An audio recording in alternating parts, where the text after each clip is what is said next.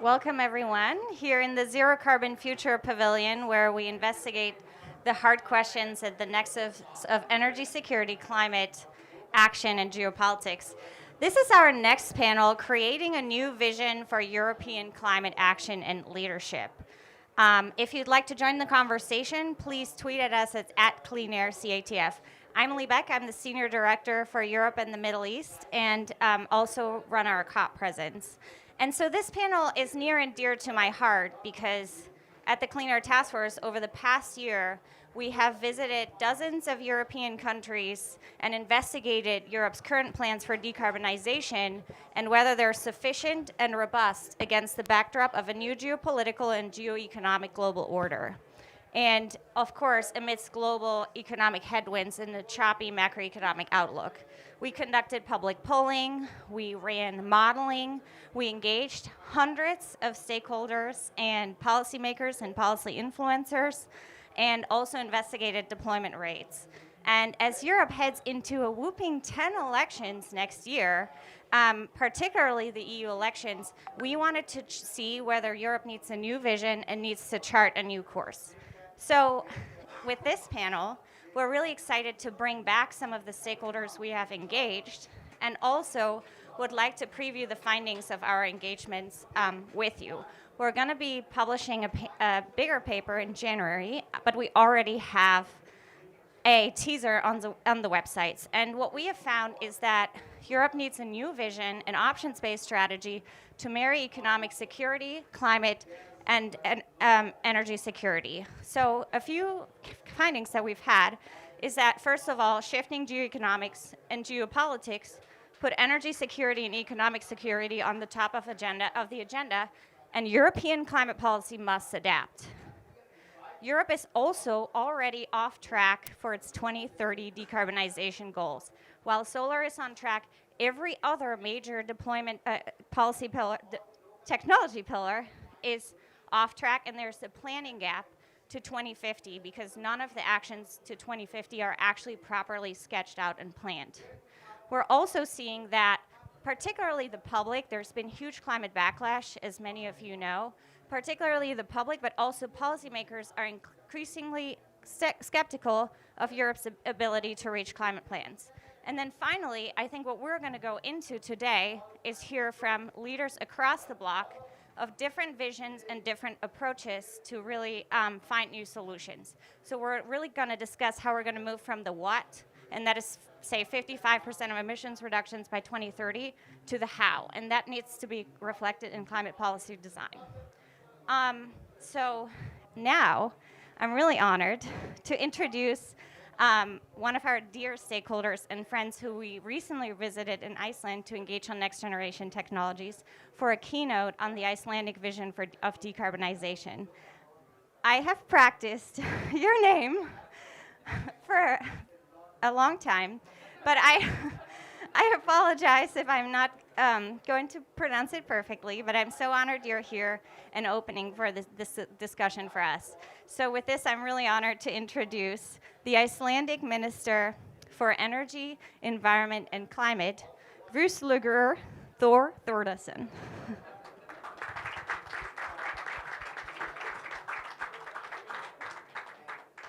Thank you.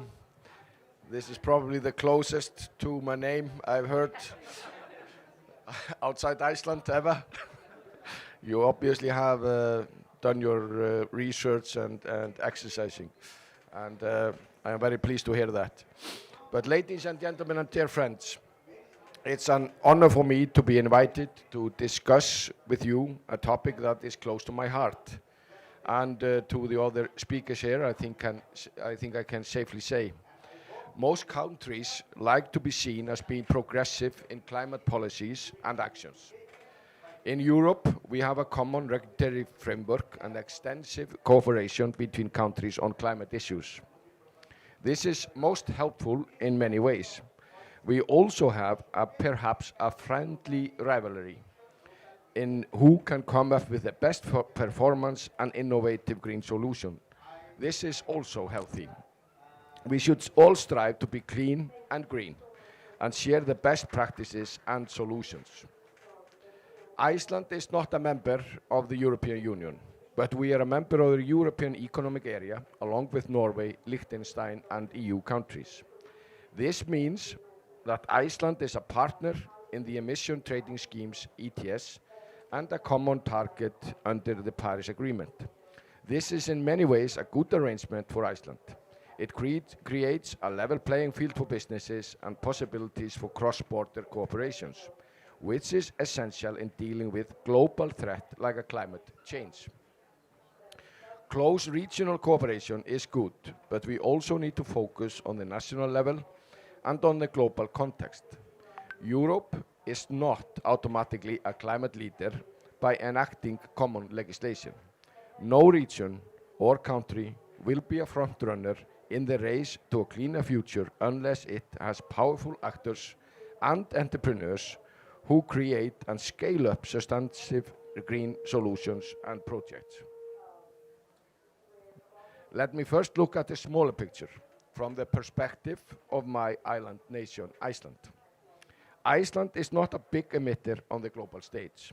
The biggest coal-fired power station in Europe emits about 10 times more carbon dioxide than the Icelandic economy. But we think that we matter, and we think we have lessons to share as well as to learn. We often start out by pointing out that we are just the only country that can boost 100% carbon-free electricity and heating.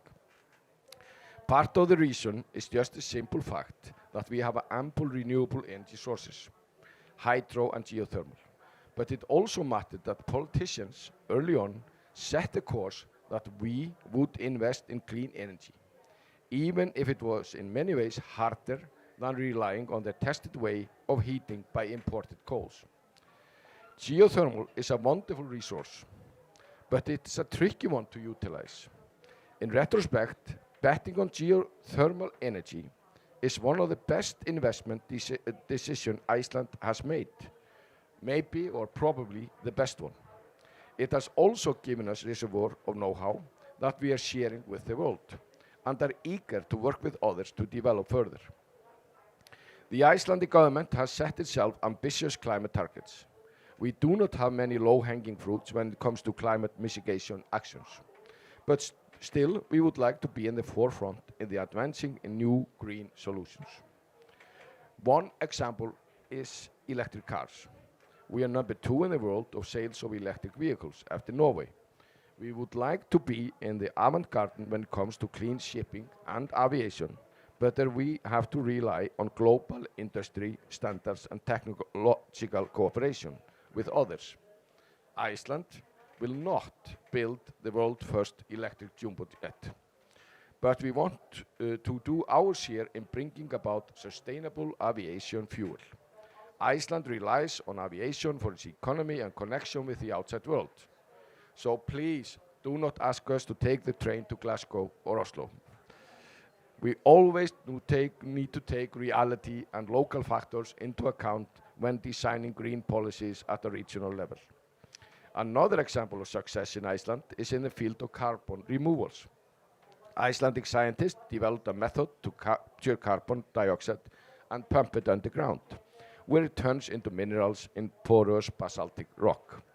This method was a side project of geothermal utilization, which is a climate gift that keeps on giving. We are also developing other methods for innovative carbon removals, taking advantage of Iceland's unique natural environment.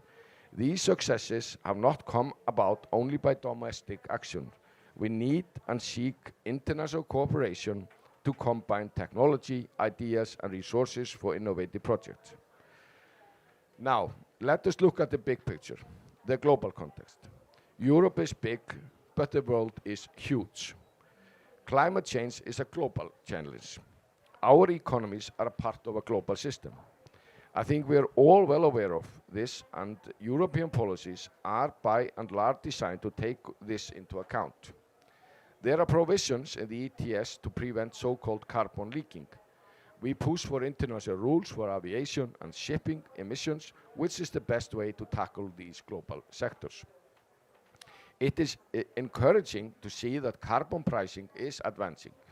in part thanks to the pioneering showcase of the EU ETS. Now almost a quarter of the global emission come under carbon pricing scheme, up from 12% a decade ago. On the flip side, fossil fuel subsidies are huge. We really need to fight this harmful practice globally. Here, Europe can be a showcase. We should use the money saved by this to push clean energy and just transition efforts. Europeans should share efforts by others to advance clean energy and green solutions.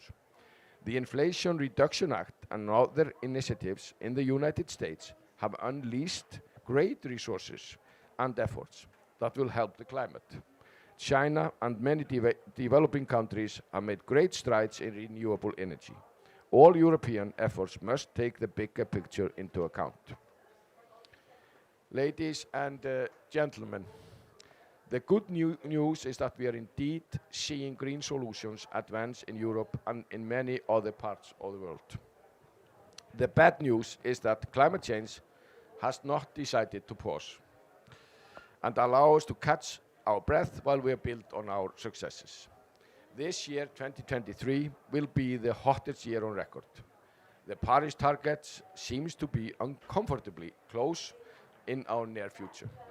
We must step up on the electric pedal, not the gas pedal.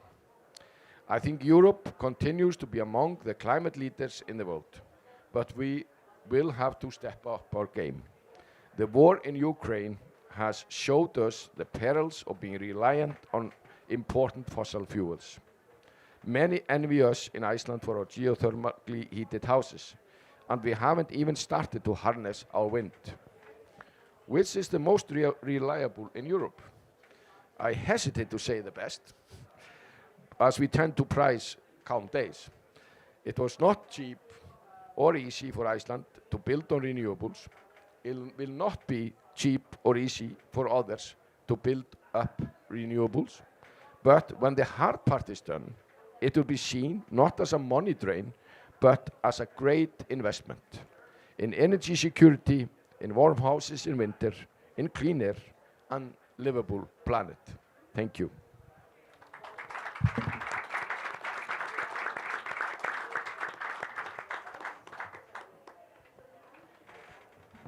Thank you so much for this incredible vision on energy security through innovation in Iceland. It's an incredible success story. I am really excited to move to our esteemed panel. Before we get started, I do just want to thank the staff at the Clean Air Task Force for this incredible pavilion, but particularly Rebecca Tremaine, David Yellen, and Tara Rogers for helping us put together this incredible panel from across Europe. So.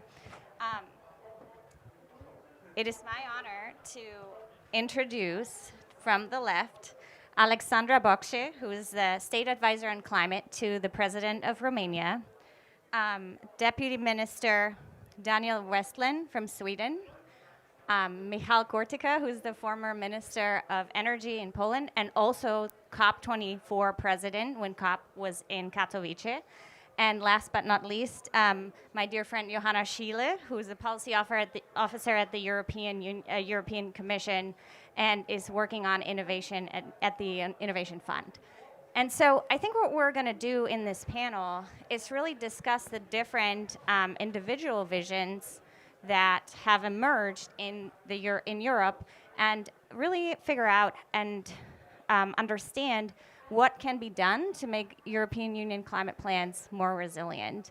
And I do want to start with you, Johanna, from a European Union perspective. Knowing 2030 is just around the corner, the clock's ticking, the data is not looking good, headwinds around offshore wind, infrastructure deployment, and of course an election coming up. What's your outlook? That sounds like a very bleak introduction, but still, thank you for the invitation. So I'm probably the least political person on the panel. I work on quite a technical level on the EU Innovation Fund, but I think the Innovation Fund really represents what the EU is doing extremely well, and that is marrying legislation with investment. And I think the European emissions trading system has to be mentioned as the key pillar for creating a long-term investment framework for clean technologies in Europe. I think we've seen a big comparison with the US, with the IRA. But in the long run, I really believe that you cannot subsidize uphill. You have to create the market conditions for clean energy investments to exist.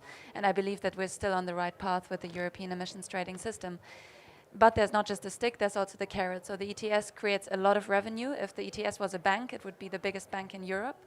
At the moment, almost all of that revenue is going back to member states, so they can spend it in ways that they see best for managing the energy transition. I'm sure we will hear about that later on. But some of the revenues from the ETS are also being recycled into European investment funds, and there's 3 funds that I want to highlight as part of the solution of getting to our 2030 and 2050 targets. One is the Just Transition Fund, which ensures that we do not get political backlash for our climate targets. It mostly tackles transport and heating for individuals. Then we have the Modernization Fund, which is targeted mostly at Eastern European countries and deploying technologies that are already commercially viable, but maybe not all governments have the fiscal space to roll them out quickly enough. So that's district heating, energy efficiency measures, all of that. And then lastly, what I'm especially fond of is the EU Innovation Fund, which is looking at making the investments in very hard to decarbonize technologies now, because we know we will need them by 2040 and 2050. And here I'm talking steel, refineries, chemicals, long duration storage, CCUS. And I think this is really where we need to up the game as well. So my hope would be more money for instruments like the Innovation Fund and preserving the EU single market by having more European investment as opposed to a fragmented national funding landscape. Thank you, Johanna. Strong vision, more collective action instead of member state by member state funding. And as part of our research, what we actually found is we tried to investigate all the different funding schemes in Europe across different technologies, and the consultants that we had hired actually gave up because it was so complex to categorize. And I know that this has been a proposal in the European Commission to really investigate who is funding what on which level and at which level. So I think this is something, maybe a lesson we can already take with us. But I do want to go to you, Alexandra. I was in Bucharest just a few weeks ago. Romania's decarbonization vision includes all technologies, and it's really exciting. And you're also seeking to become a pioneer on SMRs, of course. So I would love to, for the audience to hear an outline of this vision and how it's going to help you in this new environment. Thank you so much, Lee. Thank you so much for the invitation and for the opportunity to bring a Romanian perspective to the topic that we are discussing today. Indeed, when it comes to Romania, we do have a long-term strategy that was also formally approved by the Romanian government recently. And when it comes to decarbonization and reaching net zero, we do use a mix of technologies. Our electricity production is pretty decarbonized. Currently, 2/3 of our electricity comes from low carbon sources, renewables and nuclear. And moving forward through our long-term strategy, we are planning to have by 2050, 86% renewables in our energy mix. And by 2030, 76% renewables in our electricity generation.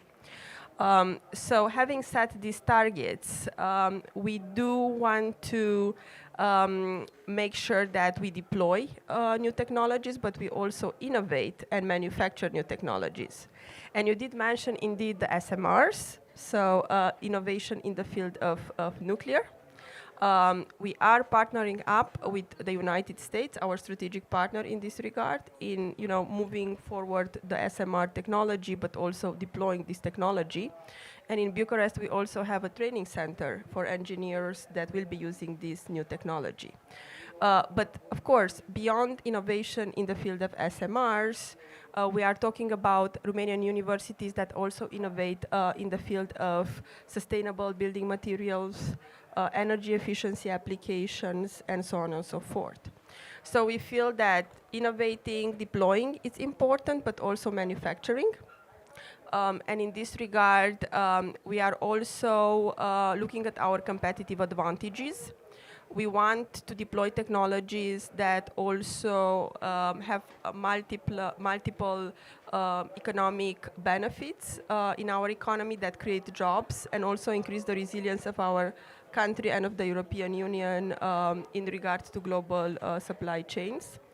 And when it comes to manufacturing, we are looking, for instance, at electric vehicles, and we have producers of conventional vehicles going into the electric vehicles sector. We are also looking at subcomponents for the wind energy producing sector, and in this regard the World Bank has actually published recently a report that is showing the competitive advantage of Romania in this particular area. So I would say, there are three pillars.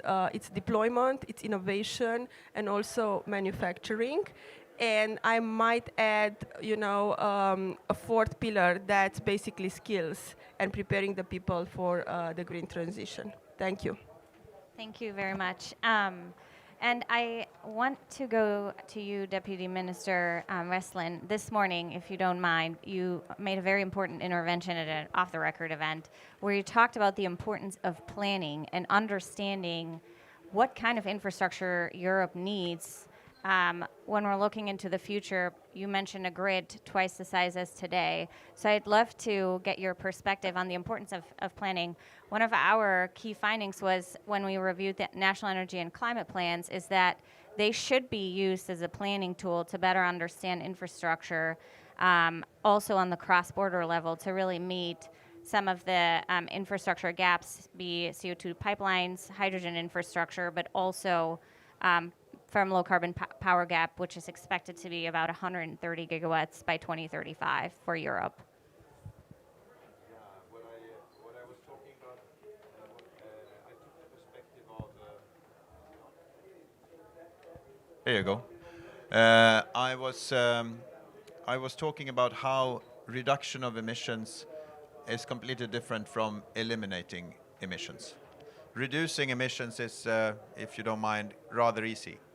You can choose a more fuel-efficient car, or you can replace coal power for gas power, or you can put up some windmills and dilute your fossil electricity with weather-dependent, non-fossil electricity. But then again, going all the way to zero, eliminating the emissions, is something completely different, and that's not as easy. Reducing emissions by 50 or even 80% might be achievable, but to go to 100%, eliminating them requires a plan. And sometimes the path that you took to reduce your emissions by 10 or 20% is not at all compatible with the plan you need to go all the way to zero. The example of replacing coal power plants for gas power plants is a very good illustration of that. It halves your emissions from electricity production, but it doesn't take you any further. So I claim that we need to plan for the end game already now, because the political decisions that you need to make, they have to come first. Sweden should be a fossil-free economy, or zero carbon. The goal is net zero at 2045, and then beyond that we will have negative emissions. So what that means for actually burning the last liter of petrol, I don't know, but in 2045 we will pass net zero on our way towards the negative side, where negative emissions will be bigger than the remaining emissions, mainly from agriculture and maybe some other applications. To be there in 22 years, we need to take political decisions in the coming years. Actually, we're rather late already.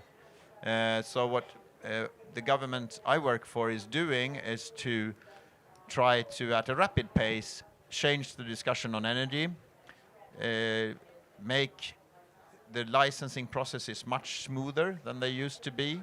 We build infrastructure and we educate people, because these are the conditions that have to be in place for the households and companies to, through millions and millions of decisions by kitchen tables and in boardrooms, actually perform the climate action we need to reach all the way to zero. But what's very important is that we need the plan. We're in government for 4 years at a time, so hopefully at least 12, but four for the first term. Those 4 years are, after those 4 years, it's going to be 17 years remaining. I'm quite confident that we will have to use those 17 years to build things. Power lines, power plants, and also charging infrastructure and educating people. Now, at the core of our climate action, there is electrification, and I think that goes for everybody. To be able to perform the electrification of industry and transport, we did electricity already. Electricity is clean since the 80s in Sweden, and we did heating. Space heating is a big sector in Sweden. It's -10 there now, so we need to heat our buildings a lot. But we do that without using fossil fuels. We still used them a couple of years ago, but they're gone now. So now it's non-fossil heating and non-fossil electricity. But to perform the electrification, we need to expand the electricity system, not the production only, not the grid only, but the system quite significantly. We claim that it's at least a doubling, so that would mean going from around 150 terawatt hours to 300 terawatt hours before the mid-40s. So to do that, we need a systems perspective. We have tried to just add production, and people used to add wind power. We've come to the point where we're entering deep decarbonization. We're now at the point where we're not reducing the emissions anymore. We're planning for the end game. We need to go all the way. And that's where we run into troubles. We can't connect the big offshore wind farms without also adding dispatchable electricity production to the grid.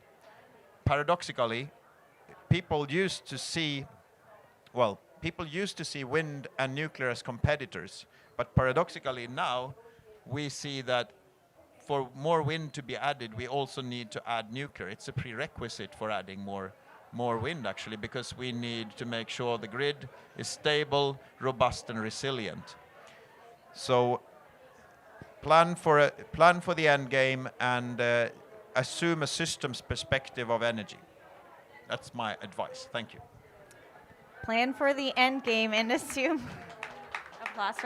assume energy systems transformation. I just want to also invite the audience, if you have questions, please signal to me. We can make this an interactive panel for sure. But Michal, I want to go to you. You've heard your colleagues. And on the way, when we walked over here together, we actually reflected on, wow, a lot has changed in terms of political momentum in Europe. So I want to ask you, since you are COP24 president, how has it changed? What are the biggest levers you see have emerged? But also, obviously, there was an election recently in Poland. What's the outlook for Poland? Thank you very much, Lee. Let me focus first on Europe. Although Europe is looking only united from outside, when we are inside Europe, we understand that there are many perspectives on energy, and especially one government from the other may have quite a different view. I just go very briefly to your last question. In Poland, there will be no major changes, in my opinion, in terms of the course, for example, for nuclear, but I put this aside. But what changed, I think, a lot, and Europe was shocked last year, and energy in Europe was completely shocked last year. And I think that it put into question two paradigms we were basing our main assumptions on. One is that with intermittent renewables, we can reduce indefinitely emissions. The fact that you mentioned that there is a difference between reducing and eliminating emissions. And the other side, some of member states, let's put it like that, were combining renewables with gas from Russia.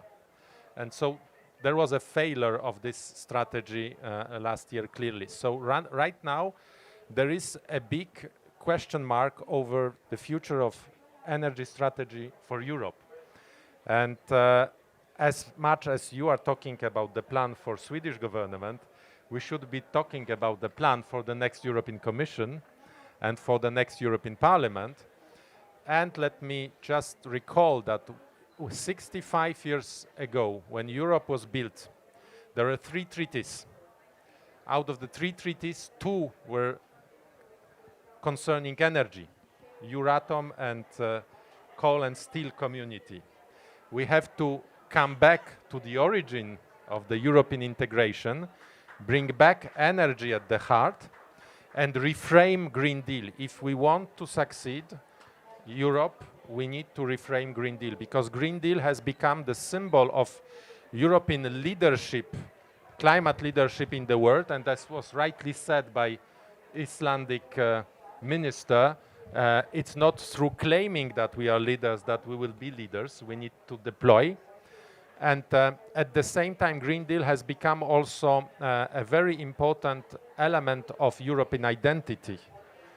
Right now, the aspiration for ecology, for climate, has become widely shared by Europeans. So we need to succeed this bet. And if we want to succeed this bet, we need to reframe Green Deal, putting the issue of competitiveness, and Inflation Reduction Act was mentioned, the fact that 7 out of 10 electric cars sold in the world are Chinese, 95% of PV panels that we use in Europe are Chinese made. Inflation Reduction Act is putting a hell of money for US manufacturing. And on the other side, we need absolutely to increase security in Europe. And we need to cut ourselves from autocratic regimes such as Putin, and eliminate as much as possible gas, oil, and coal, because it's in our interest to do so. So, security agenda marries climate agenda, but this needs to be reflected in the reframed European Green Deal next year. Thank you so much. So I actually want to do a quick hand raise polling after this first round to the audience. You've heard our panelists reflect on the changes in European decarbonization plans, but also some of the shortcomings. Do you think Europe is on track for climate neutrality? Raise your hand. You're also invited to participate. Okay, Sweden, Romania, European Commission on track. Audience, not on track. Okay, well, I hope we're taking this back. Johanna, I see you want to respond. I also just want to add on, when I met you because we were introduced, I think, because your former career was in energy systems modeling. So a lot of our work is focused on understanding the risks and decarbonization plans through modeling. So I'd love for you to also elaborate what risks you think are present in the European decarbonization plans right now. Thanks very much. I maybe want to qualify my hand raise on we are on track.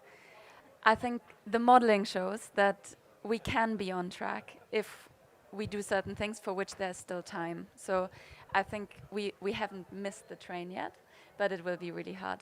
And I think related to modeling, one thing that we often forget is the demand side, and I think that's hugely important. So energy efficiency measures, smoothing out demand profiles, helping to manage intermittency through smarter demand side management. I think all of these things are now becoming much more important, because I fully agree with the picture that you painted, but there are a lot of trade-offs in all of these goals: energy security, industrial competitiveness, faster build-out of renewables. Europe was never rich in natural resources, and what was true for fossil energy resources is unfortunately to some extent also true for renewables, because we have a lot less space than, for example, the US in terms of just building half of Texas full with renewables panels. With solar panels. There's some options that we don't have in Europe, and some things haven't changed as much with this paradigm shift from Repower EU, phasing out reliance on gas, phasing out geopolitical reliances on fossil fuel. We see that we are entering similar reliances for renewables. We have supply chain issues, we have issues with sourcing critical raw materials, and I think Europe has been and will always be in a position where we have to play these trade-offs really carefully, and we cannot be self-sufficient. That can't be an ambition that's realistic from just a natural resource perspective. So here again, I would love to emphasize energy efficiency and demand-side management, but I would also love to emphasize friendshoring, diversifying supply chains, making sure that we get the critical raw materials, the gas that we will still need for a while from different sources, because it won't happen overnight that we replace all of that with renewable electricity whilst doubling our demand because we electrify so much. Yeah, thank you, Johanna. Europe indeed is the largest energy importer in the world, and we don't want to create a carbon copy of the dependency with Russia now with renewables. You talked about the need for strategic partnerships, and we've heard this also from you, Alexandra, particularly transatlantically. So maybe you could put a finer point on the importance of strategic and bilateral partnerships in a more geopolitically fragmented world. Yeah, and I actually agree. I think there are, partnerships and alliances that are built across the Atlantic, but also regionally. So I will address the issue of the, Atlantic and transatlantic partnership. And indeed, I mean, for Romania, when it comes, to the axis of our foreign policy, we do regard ourselves as an EU country, NATO country, and we value very much also the strategic partnership with the United States. And we are working now to enhance the green dimension of this strategic partnership. We have a solid cooperation in the field of nuclear, but we are looking also to move beyond that. We started to cooperate, for instance, in the area of wind and offshore wind. And also, most recently, during the meeting that President Iohannis had with Secretary Kerry, we discussed the green industry and how Romania and the United States could work together in the development of the green industry in Romania. But beyond the transatlantic partnership that we very much value, we also are building alliances at the regional level. And yesterday, I had the pleasure to attend a few panels with countries in our region, with representatives from Bulgaria or from Greece, and discuss actually the opportunities for offshore wind in the Black Sea. So we are looking to work together to cooperate on issues related to regulation, on issues related to manufacturing and deployment. And I think this is, very important to work together, to coordinate. And of course, another issue that was discussed here is enforcing the grid to be able to take in all these renewables. And for that, we do need transboundary cooperation. Great, thank you. So I think we've spent a good amount of time understanding what the risks are, the shortcomings, how new partnerships are evolving, and this really brings us into the solution set. So maybe, Michal, I can go back to you to discuss a few. What do you think, if you could brief the next European Commissioner for Energy, what would you, because, you were really focused on energy and security, what would you suggest Europe should do? That is a vast program of work, Lee. If we can start it with this, then let's move on. So first of all, I would tend to see that we shouldn't advance in Europe by binding hands of our neighbor in terms of energy mix, but rather by developing common frameworks and solutions. And for example, nuclear in this regard is a particularly important element of the solution, which has been somehow paralyzed at the EU level. And the example is that European Investment Bank, the biggest public financing institution in the world, is allowed to finance anything it wants, nuclear including, because it was built, and EIB was built at the same time as Europe during Euratom time, yes? But right now, through management decisions, we are binding our hands, saying no, EIB will not be financing nuclear. It's a nonsense. It's a nonsense because that is the best way of employing public capital for long-term secured outcome. So we need to unlock EIB financing. We need to work together on permitting and on acceptance of design certification for nuclear. We have to accelerate permitting in all projects that we are doing in renewable sphere, including and in new technologies as carbon capture and storage, hydrogen, ammonia. We are binding our hands in a world without constraints. I mean, we lived in a world where Russia was far away.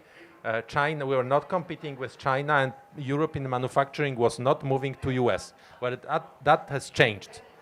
And if we are unable also to accelerate the path as Europeans in terms of delivery, we will be in 5 years in big trouble because we will not deliver on global leadership, we will not deliver on the promise to our citizens, and that will trigger a very bad domino effect of losing competitiveness, social problems, political problems, and then fragmentation of European Union.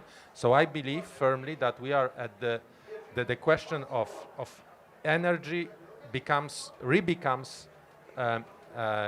critical for the survival of European dream. Thank you very much.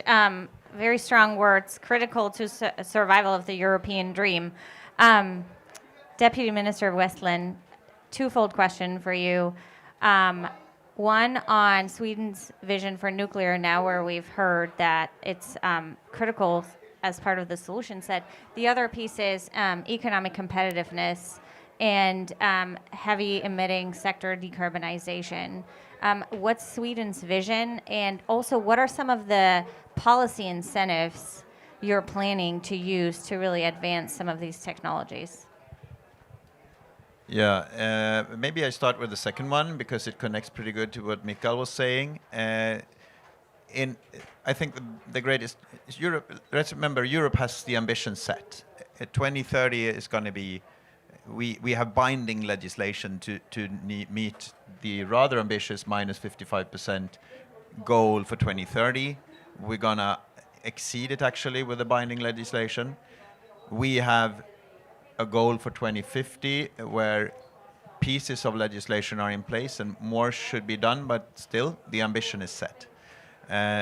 This means that we're going to the next phase. It was hard to agree on this, and it was hard to put the binding legislation in place, but now it's there, so we don't have to argue about ambition anymore. The time for demonstrators to start asking us to do something and to have a high ambition is over because we've done that. The next step is to actually implement this, which is the hard part. We know actually that we're going to reach the targets. We know we're going to reach the goals. Question is, are we going to be wealthy and meet our grandchildren's children and have good cancer treatment in that society, or are we going to be hungry and walk around in dirty clothes? The goals will be met. Now, obviously, you all understand that people might not accept the dirty clothes scenario, which means that the biggest challenge now for the member states who are tasked with implementing the Fit for 55 package is to assure economic growth and prosperity for the people. So now the question is, can we turn the urgency into action plans that also mean opportunities? And that's what Sweden has quite successfully started doing, I would say. We, to start with looking at what we have been done, we've tasked all our sectors with taking, with producing plans for how they will decarbonize. Because, as I said, elimination is different from reduction. As long as the Juncker Commission was talking about an 80% reduction to 2050, nothing really happened. But when von der Leyen started talking about all the way to zero in 2050, everybody realized that there is no sector of 20% in which you can hide. Everybody has to do their share. Every sector, every company, every household has to take care of their own emissions. And then things start happening. And that's the starting point for our sector plans that we now have, where all the sectors have gone together They were sitting in their boardrooms discussing how to decarbonize that particular sector. They all come up with, they need things from the government, they need electricity, they need biomass, they need educated people, and in some cases they claim they need money. And out of this we can build policy that actually takes us there. And what we need to do as a government and as politicians is to provide the conditions. So clean energy, I said it many times, that's the most important one. Efficient bureaucracy is very important because we're in a hurry. It's urgent. We need the skills, we need infrastructure. We need financing, we need research, we need support for early projects, all of these things.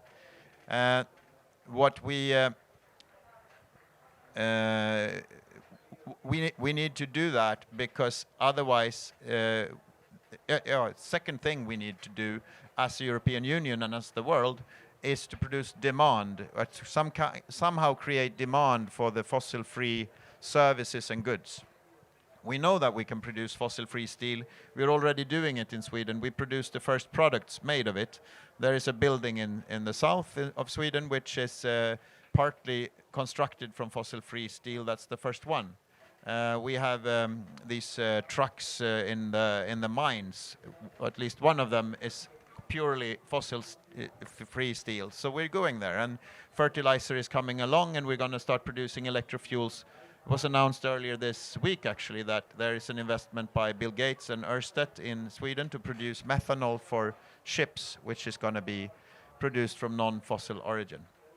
So things are happening, but you know, the prices for the fossil-free steel is going to be a little bit higher. So the question is, can we create the demand? And well, actually, when you buy the consumer product, the car or the anesthesia machine, it's not going to be that much of a difference because all the value that goes into the products, the material that you use is not a very big chunk. So I'm kind of confident that we will be able to do that, but I'm also sure that we will have to look at European regulation to achieve it. I'll stop there for now. Great, thank you, and I hope we can come back to nuclear, but I think, Alexandra, if I'm correct, you have to leave in just a few moments. Okay, so we have time. Otherwise, I would have asked you another question, but I want to go to a lightning round with the panelists. So what is the most important, if we're looking to 2024, what is the most important near-term action policymakers can take either on the EU level or the member state level as you're thinking about all the big laundry lists that we now have heard is needed to accelerate climate action? So in 1 minute or less. You're ready to start, Johanna? I'm ready to start, yeah. Okay. I think what's really important is to streamline funding and to make sure we don't just have efficient bureaucracy, we also have efficient use of financing, because the investment gap to get to net zero is gigantic. I think if we start investing, again, just country by country, we won't be competitive with the US and with China. It doesn't make sense to subsidize a steel industry fully in Germany when energy costs are where they are today. So we may have to say goodbye to every country keeps all of the industry that they have traditionally had. And we have to make use of the good European power market design, the good European-wide regulation, and make sure that the investments take place where it is the most efficient within Europe. And that also means more European funding instruments. So that would be my number one wish. The same way as we were able to build COVID fund, we should be building an energy fund through the next European Commission, and I completely agree with Johanna. Put it at the disposition of all member states, so not to fragment European market with subsidies country by country, because we relaxed subsidies basically after COVID. The result of the game, 75% of all subsidies are divided between Germany, France and Italy, and all other 24 member states have peanuts between themselves. So we need to come back as completely to the European method, and Europe can create a level playing field, can be guardian. European Commission should be the guardian of this level playing field, but we should leverage additional funding, and the fact that we leveraged last year 800 billion euro to protect consumers in EU against rising energy prices, and just we send this money to Putin's and all kind of other in the world, proves that we have this ability, but we need to be willing to do that. A few things. We have to fix legislation. That's after Fit for 55 and the new way forward and the planning for elimination of emissions. We need to change the energy tax directive so that we can start taxing fossil fuels, that member states become allowed to tax them higher than the non-fossil fuels, the biofuels and the electrofuels that we will produce. We need to do something about the lack of legislation for permanent storage of carbon in, for example, CCS. Something has to be done. It's very unclear how we should report the projects that we now have in Sweden and Denmark. I think we should have a separate quota for CCS so that we can start trading CCS quotas. If the Germans want to pay for CCS in Sweden and put it on their quota, fine by me. Just as soon as we get it done, as much and as early as possible. I see some conflicts in the current European legislation. We have the most obvious one, the Energy Efficiency Directive, says that we should, in absolute numbers, reduce our use of electricity. We also have the offshore wind strategy saying that we should produce enormous amounts of electricity and produce hydrogen from it. That's a very wasteful process, consuming half the electricity when you produce the hydrogen. And then some of this hydrogen might even be used to produce electricity again, losing another big chunk of energy. So the Energy Efficiency Directive is completely incompatible with our strategies for renewable energy deployment. This has to change or we will not succeed. I give you another example. It's much more energy efficient to just run airplanes on kerosene from fossil oil than to produce electrokerosene, which is an energy intense process. But then again, we might want to do that still, even though it's not energy efficient, because it's climate neutral. I also see problems in the definition of energy. In Europe, there are two kinds of energy. It's fossil and it's renewable. Those are the only kinds of energy that exist. The word renewable is used in two ways. It's both used for the 6 or so energy sources listed in the Renewables Energy Directive, but it's also used when you mean non-fossil energy. So that complicates everything in the European legislation, since sometimes renewable mean tidal, hydro, bio, wind and solar, and sometimes it means not fossil.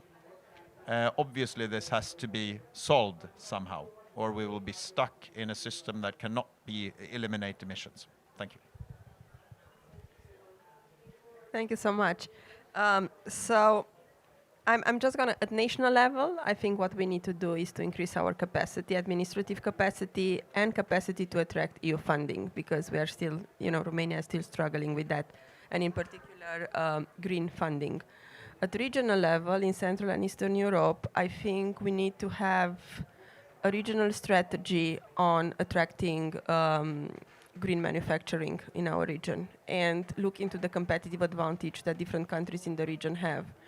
Somehow, divide and use the competitive advantages so that together we can actually supply Europe with components that will be used then for green projects.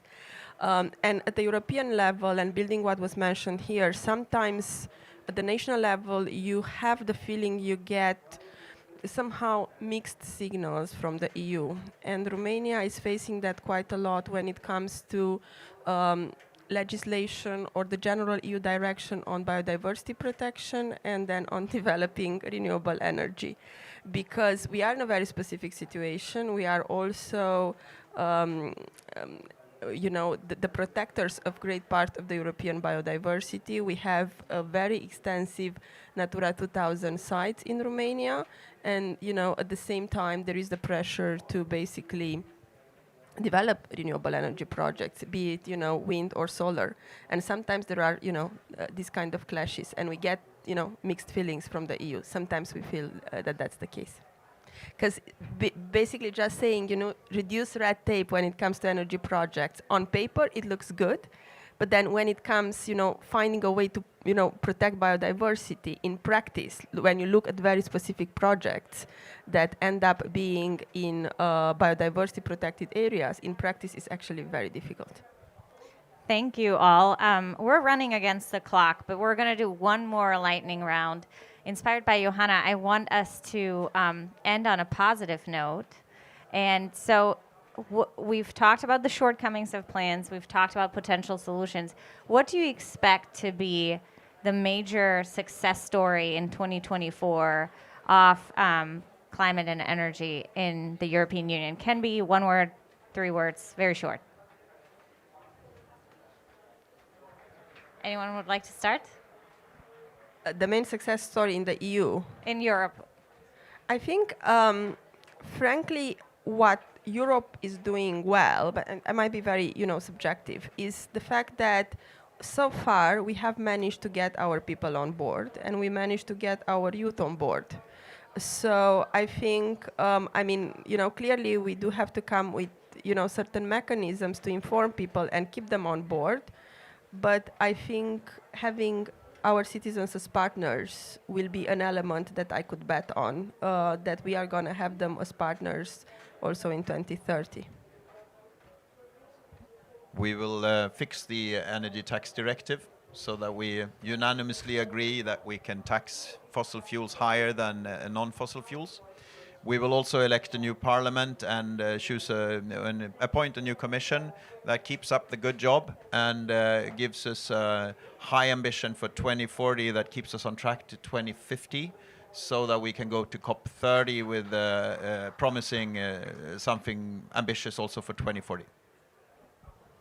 And building on what you said is to integrate our climate aspiration with security and competitiveness. So this is the job of the new Commissioner for Energy, and we need also to get adequate funding. And I would add on a point, keep supporting Ukraine, because Ukraine is also an extremely important element of our geopolitical stability, and it will be in the future an extremely important element of European energy systems. Because your question was specific for 2024, I'm going to shamelessly use this for some self-promotion. I think the new EU-wide hydrogen auction will be a big success, not because this specific hydrogen auction is so important, but it is because for the first time we're using and auctioning a market-based mechanism for allocating public funding on the EU level. And I think that's a blueprint and the way forward for very efficient and effective public spending. And I think we should learn the lessons from this first round and then potentially extend it to other technologies. Okay, thank you. Well, I know you have to go, Alexandra, but I was told we have a few more minutes. So thank you, Alexandra. Please applause for joining us. Thank you so much. And I very much appreciated the opportunity and to interact with the panel. And I wish you, a great rest of the conversation. Thank you. Thank you for joining us. But if you don't mind, I actually have a few more questions if we... Okay, fair enough. So I do want to talk a little bit more about CCS and nuclear and potentially hydrogen, because I picked up a few interesting perspectives. Deputy Minister, you talked about the challenging nature of the techno-economics of hydrogen production vis-a-vis grid decarbonization. So I'd love to get the whole panel's perspective, especially, Johanna, you've been really focused on getting the first hydrogen projects off the ground. 6% of them have FID. That's really exciting. But would love to understand a little bit more about these limitations. Like to start, or? Yeah, a few things. Hydrogen, the need for hydrogen in the European economy is going to increase massively. To reduce the iron mined in Sweden with hydrogen rather than coal, we will need 70 terawatt hours of electricity worth of hydrogen. So that's plus 50% to the Swedish electricity consumption. And that's basically a very big chunk of the at least doubling of our electricity system that we foresee. Then again, we don't really know any other means of decarbonizing, or at least not big scale, to decarbonize iron. So we need to do this because we're quite confident that steel will be used in the future as well. We don't have an alternative in many of the applications. So this is a good example of how the steel sector has sat down and seen that this is important. So fertilizer, the same, lots of hydrogen needed to produce fertilizers. Without fertilizers, 3 billion of us would not be alive. So we need it. Electrofuels for our ships and flights will be energy inefficient, but needed because long-haul flights will be difficult. And I'm quite confident that people will still demand them, and as long as there's demand, people will be flying, and then we need to replace kerosene. So it's as simple as that. So there's a massive demand for hydrogen. Hydrogen is going to be a valuable asset. I don't think that hydrogen will be burnt to great extent. I think once we manage to produce it, it will be used for these industries. Also, I want to remind you that we already use 10 million tons of hydrogen per year in Europe. Electrolyzing this hydrogen, producing it through electricity, it means 500 to 550 roughly terawatt hours of electricity. Compare that to the Swedish consumption or production, it's 3 times the Swedish production. It's 1.5 times almost the French nuclear fleet. It's massive. So we need a plan for that as well. When people tell you we should start using more hydrogen, always ask them how to decarbonize the hydrogen we already use. Otherwise, chances are that we will just use more fossil gas to produce more hydrogen from steam reforming, and then just use that for different applications. That's not smart. It's much better to use the fossil gas directly than to first convert it to hydrogen, if that's your plan. So this has to be non-fossil hydrogen. We have to replace the existing production of hydrogen for something non-fossil, which is challenging, but we need to ask the questions so that we don't end up in that dead end. I couldn't agree more. I think it's super important to look at where the hydrogen is being used and where it has the highest abatement effect. There's this German former state secretary who always calls hydrogen the champagne of the energy transition. The losses are huge. It doesn't make sense to use it anywhere where you can electrify. So I think really honing down on only those applications where you can't directly electrify will be crucial, because the primary energy needs will go through the roof otherwise. Thank you. Looking from a political perspective, when you discuss with politicians, majority of them are unable to understand that hydrogen is not a fuel, it's a carrier of energy. So hydrogen economy is a little bit like we were talking battery economy. Yeah? So there is a misunderstanding, and there is a risk of over-promising hydrogen economy. But I agree that in the industrial space, it is absolutely, we don't see any other technical solution. So we need to produce hydrogen. We need to develop a European frame for hydrogen. This is what is being experimented also. But we need also not to spend hydrogen on usages which will be inefficient. And for example, heating will be extremely inefficient, or it seems increasingly that transport, we were thinking a couple of years ago that heavy transport will be very much hydrogen based, but the choices made by producers of trucks are not confirming this, at least for the moment. So we keep trying, but there is a risk of over-promising, and again, if we over-promise, then citizens at some point will be disappointed. Because if you propose for them to replace water with champagne, they will say, okay, well I'm still looking for my bottle. And Thank you. Another topic we mentioned is carbon capture and storage. Actually, last week, many of us were in Denmark for the third EU CCS forum, where Austria promised to overturn its CO2 storage ban potentially, and Germany said they're going to have a carbon management strategy. What can we expect from the EU and member states governments like Sweden?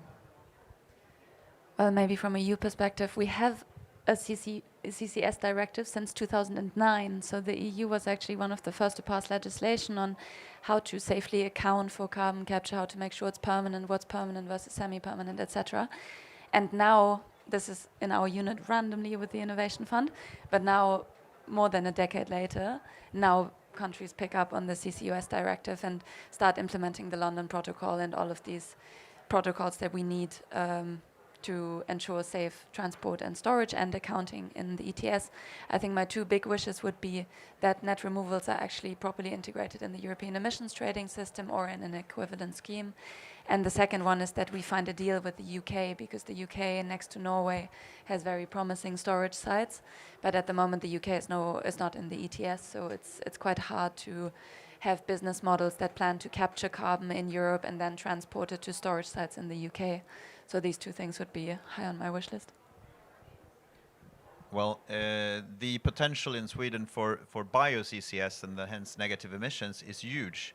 The 30 biggest chimneys in the paper mills and district heating plants emit around 20 million tons of biogenic carbon dioxide per year. So capturing that would be about correspond to half the Swedish climate emissions, well, the total ones. So obviously putting CCS on 30 chimneys is, in that perspective, a rather good idea. Now, we're trying to do this. We allotted 3 billion euros in the 2023 budget to start over time support these projects so that we can get them up and running. The only thing I'm waiting for is the Commission to give a go-ahead so that we can support these projects. So ironically, it's the European system itself that takes time now. It's a little bit frustrating. Denmark didn't wait, they just started. It's a little bit risky to do that. But anyway, we hope that the Commission will give us a go-ahead for giving this a state support so that we can start supporting the CCS plants so that we get them up and running. Great, thank you. So we tried to do CCS something like 10 years ago with our biggest lignite power plant, Bełchatów. But it appeared that beyond the capex necessary subsidy, there was an OPEX. So in fact, you needed to subsidize the project year by year. And so I think that CCS is the last resort solution. We need to apply it only where we cannot produce electricity or consume or fossil fuels are completely unavoidable, including the emissions of agriculture. It's not fossil fuel, but it is emissions from agriculture. So CCS is let's say the framework which needs to be developed, which needs to be experimented, and we need to keep in mind the economics, not only in terms of investment, but also in terms of operating costs. Okay, thank you. And actually, that brings us to our last technology deep dive, which I actually really enjoy. More than 70% of electricity comes from coal in Poland. CCS is not an option, as you just described. What's the alternative? Is it nuclear? Nuclear. So what are the next steps? Well, okay. we Poland is a country which has pioneered on many aspects in energy. I think we were not very good in marketing ourselves, but we have seen the threat from Russian Federation. So we engaged in the process of diversifying our gas supplies. Yes? We developed an LNG terminal, the first fixed LNG terminal in the Baltic Sea.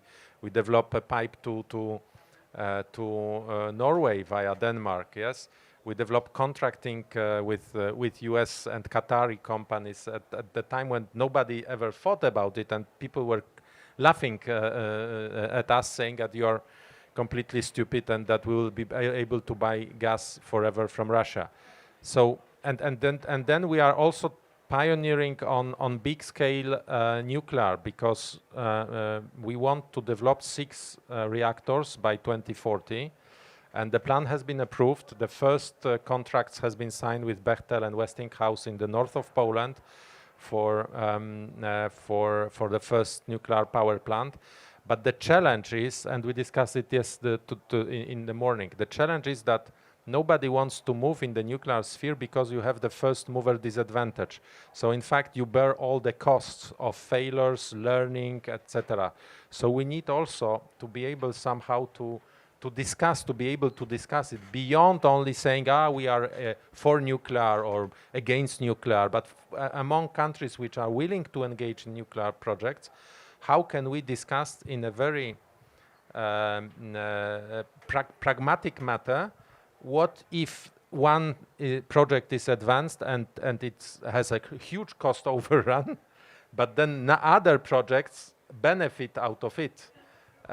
So I'm not saying that we should cover the cost of stupidity and somebody's making a bad project, but if the project proves to be the first of the kind and if it paves the way for other projects, then it means that it should have been somehow insured at the level of others. So in this regard, we need to rethink again energy at the European level, and I come back to my point of next turning point. Next year will be absolutely a turning point for energy in Europe and for Europe in itself. Yeah. Yeah, we know from the Clean Planet for All study from the Commission a few years ago that we will need to build a large number of reactors in Europe. It was described as the backbone, together with renewable energy, of the future energy system in Europe. And then it was conservatively estimated that would be 15% of the energy. Now, knowing this, and it also connects to what I said, we need to expand the grid. We need to have a robust and reliable system, and we cannot do that without dispatchable capacity, without more rivers to dam, without biomass to burn, where we have one alternative, and that's nuclear. So we know it's going to be built. Then the question that member states and the Commission has to ask themselves is, how do we do this as efficiently as possible? We can no longer say that we will not do it because it's expensive, since we know it has to be done. So, as you say, we need to find ways to get together, share the first movers' costs, and harmonize regulation all over the continent to start doing this efficiently. Because if you build one reactor in one country, or 6 in Poland, or 10 in Sweden, well, then you might get it rolling. But if you build 150 reactors over a continent, then you can do this on a scale that gives completely different chances on reducing costs. Thank you. And Johanna, I'll give the last word on nuclear to you. So nuclear is actually the unexpected winner of this COP, and the net zero nuclear declaration to triple nuclear capacity has, I think, been signed by more than 24 countries on Saturday. And on Saturday, they also announced that we're all going to Brussels for a major nuclear summit in March of 2024. So any perspective from European Union? I have very little mandate to speak on the position of the European Union on nuclear in general. I think what's really important, as you both pointed out, to look at is the financing challenge, because nuclear isn't only very expensive to build, and not only have we not come down a learning curve, we've lost skills on nuclear, so it's become more expensive compared to what we did in the 70s, 60s. We can't do this as cheap anymore as we did in the past. The financing is a problem, and the decommissioning costs are a problem. And for me, this is not really a European issue, in the sense that the European Union doesn't forbid any country to finance nuclear, not at all. The energy mix of the member states is subject of the politics and policy of the member states. What we've seen across member states, also in countries like France, who are obviously super pro-nuclear, the UK, is that many of the plans have not come through because of financing issues. And I think the solution to these issues cannot be just European. They have to come from the financial sector, from insurance, from sharing these first mover costs, because we're basically restarting to move down a cost curve on nuclear. And I think that's why I'm going to leave it on this topic. Thank you, Johanna. And I will say European Parliament is about to vote on an own initiative report on SMRs.